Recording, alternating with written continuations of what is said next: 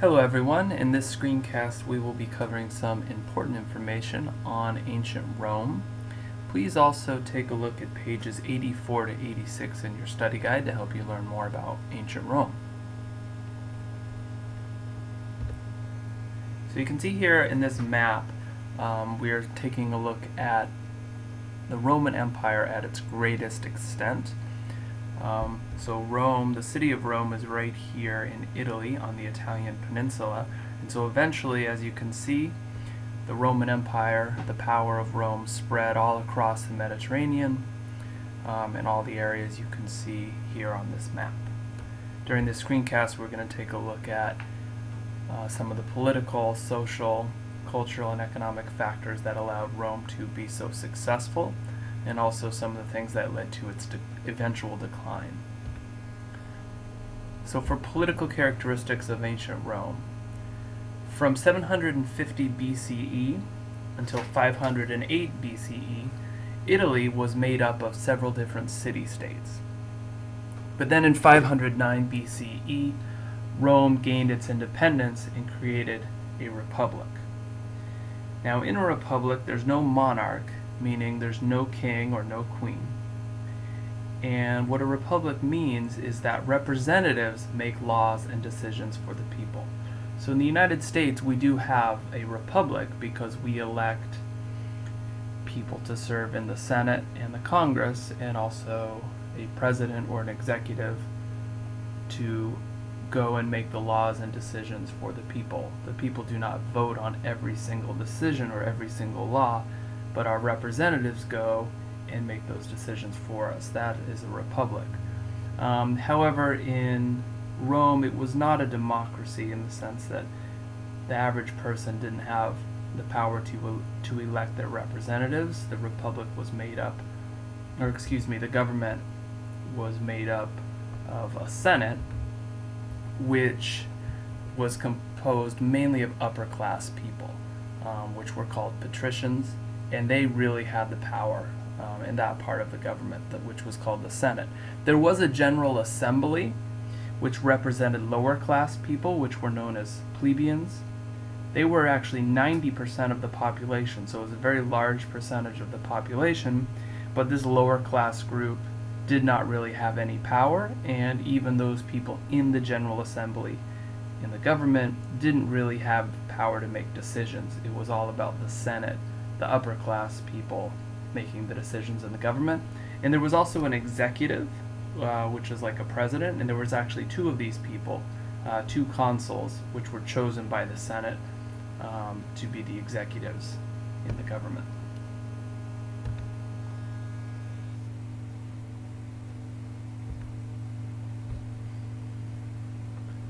Someone you may have heard of, Julius Caesar, challenged the Senate's power and actually declared himself dictator in 45 BCE.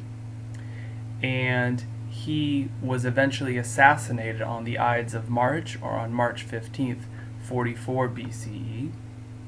And as a result of this, Octavian and someone named Mark Antony battled for power after Julius Caesar was assassinated. They both wanted to take over after Julius Caesar's death, and Octavian won, and he became Rome's first emperor, and he was called Augustus Caesar.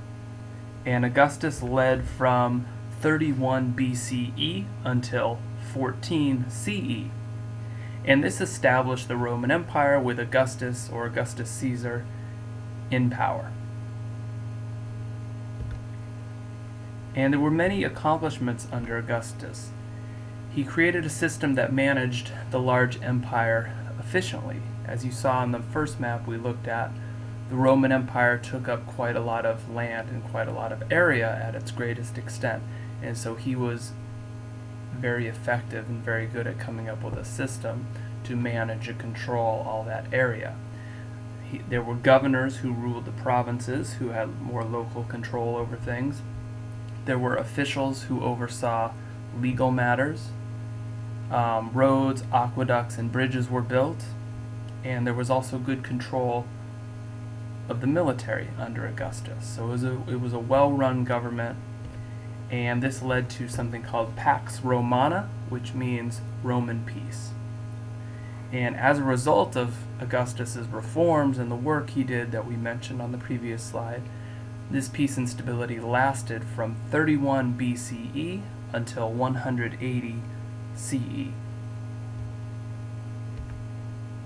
The social characteristics in ancient Rome: there was an elite group known as patricians, and then, as we mentioned before, a group of commoners, more lower class or working class type people called plebeians. The Roman society was very patriarchal, and the oldest living male had control of the family. In most houses you would have different generations of one family living together, as well as slaves, and the oldest male was the one who was really in charge. Women did not have many rights. They were even supervised by men, first by fathers, later husbands, and later even their sons. So men, again, were really the ones that had most of the power and control, and slaves were very important to the economy. In terms of economic characteristics, aristocrats, or the upper class people, generally controlled large areas of land, and working class people worked on them, on their farms. And slaves were very important to the economy, as I just mentioned. And during Pax Romana, the economy did very well, and it was very stable during this peaceful time. There weren't a lot of wars, there weren't people coming to invade or attack. Things were calm and stable, which allowed the economy to be more successful. And there were very good systems of trade. Because the Roman Empire took up so much land area, this allowed people to travel great distances safely, to trade goods with people in different areas, which was very good for the economy. In terms of Roman culture, the Roman culture was greatly influenced by the Greeks, especially in philosophy and science and art. Independent inventions in Rome included new systems of law or legal matters, finance, engineering, and organizing government bureaucracy. There were similar gods and goddesses as in Greece, and another important aspect was the Latin language spread over great distances and had a very large influence, and this common language actually helped to unite the people living within the Roman Empire. And there were also great advances in architecture, and we could see some examples here of Roman architecture, including the Colosseum down here in the bottom left corner. And as I mentioned, Roman law had a very important influence at the time, and actually also influences our government and our legal system here in the United States. There was two important characteristics, or two important ideas that came out of this. First one here is that a person is innocent until they're proven guilty. And the second one is that a person has the right to face their accusers in a court of law. And these are two very important legal ideas that are important rights that we have today in the United States, and they first came from ancient Rome. In another aspect in terms of legal stability or legal control was this ability to manage a large area of land, and there was a good balance between a strong central government but also local governments and local control over local issues, and this was an important balance to keep control over such a large area, which was the Roman Empire. So however strong or however powerful the Roman Empire was, it did not last, and in fact by 476 CE the Roman Empire was gone, and there's just a few brief reasons we're going to touch on in terms of what led to the collapse of the Roman Empire. There's no one single right answer in terms of what caused this collapse, and historians continue to investigate and debate in terms of what exactly caused the Roman Empire to collapse. First idea would be that it was just too large. It was a very large area of land with limited communication and slow travel times to get from one area to another. It was just too large to control. There were high costs for military defense. By the 3rd century CE, there were increasing attacks and attempts to invade and take over areas of the Roman Empire. There were class struggles over control of land, and also there were epidemics or diseases that spread along the trade routes. So while it was very helpful to have these trade routes in place so that people could travel to trade goods, this also meant that if someone got sick, that they were spreading their germs not only around their local community, but maybe across great distances of the Roman Empire.